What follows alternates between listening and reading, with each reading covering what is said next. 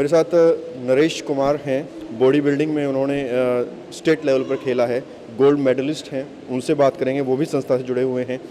सबसे पहले तो आप अपने एक छोटा सा परिचय हमारे दर्शकों को दें।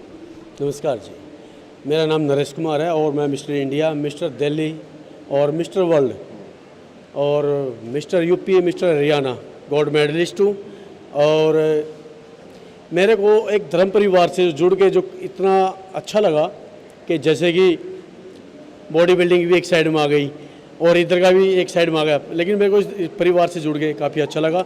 और मैं चाहता हूँ कि जितने भी दिव्यांग लोग हैं इस ट्रस्ट से जुड़े और इस भाई धर्म परिवार से जुड़ के काफ़ी फ़ायदा उठाएं।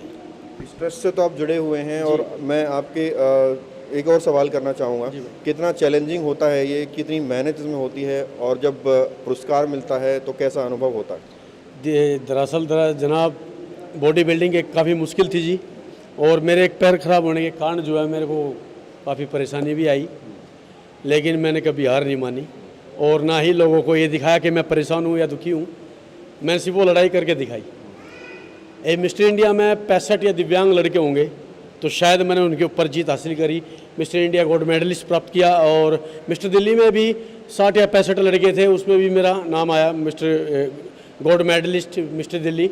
और मिस्टर वर्ल्ड में मैंने 4th प्लेस प्राप्त की थी जिसमें पाकिस्तान और चीन और काफ़ी देश के लोग थे जी, उनसे लड़ाई की और जो 4थे नंबर पे मैंने अपना स्थान प्राप्त किया।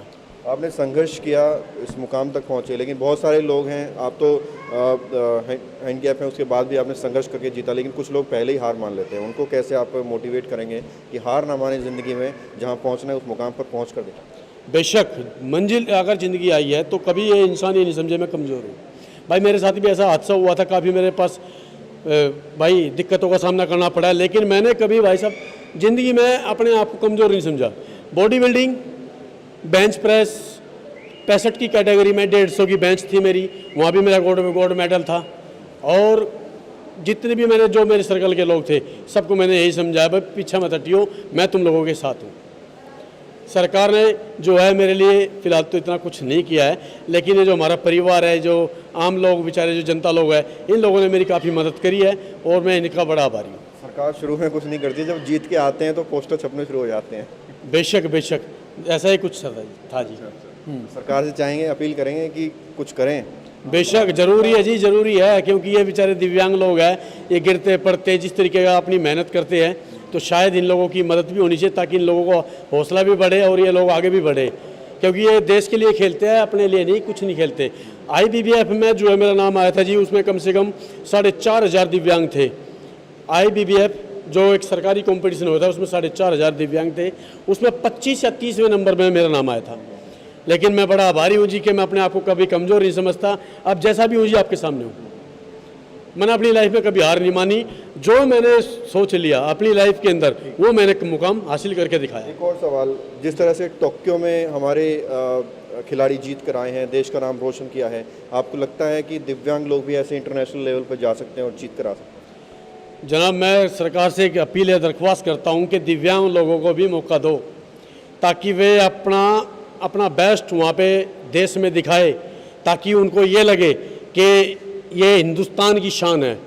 क्योंकि यार आप कम से कम इन दिव्यांग लोगों को कम से कम आगे बढ़ाओ, यही तो एक देश की शान है। जब भी तो वो पुरस्कार आप लोगों के हाथ में रखा भी जाएगा और आप लोगों का धर्म जो किसी के ऊपर तो दान हो रहा है वो इन लोगों के ऊपर खर्च करो, ताकि पता चले कि अभी दिव्यांग आदमी ने कितनी मेहनत करके वो मेडल प्राप्त किया है। तो मैं सिर्फ सरकार से यही दरख्वास्त करता हूँ कि इन लोगों को भी मौका मिले। बहुत बहुत शुक्रिया। थैंक यू भाई साहब। मेरे साथ नरेश जो बता रहे हैं कि जो है अपने आप को कमज़ोर नहीं समझना चाहिए, जिस मुकाम पर आप पहुंचना चाहते हैं बस संघर्ष करते रहिए, आप खुद ब खुद वहां पहुंच जाएंगे। और साथ ही साथ सरकार से भी सहयोग की अपील कर रहे हैं। कैमरा जर्नलिस्ट नीरज साहब, प्रवीण, इंडिया टाइम 24 न्यूज़।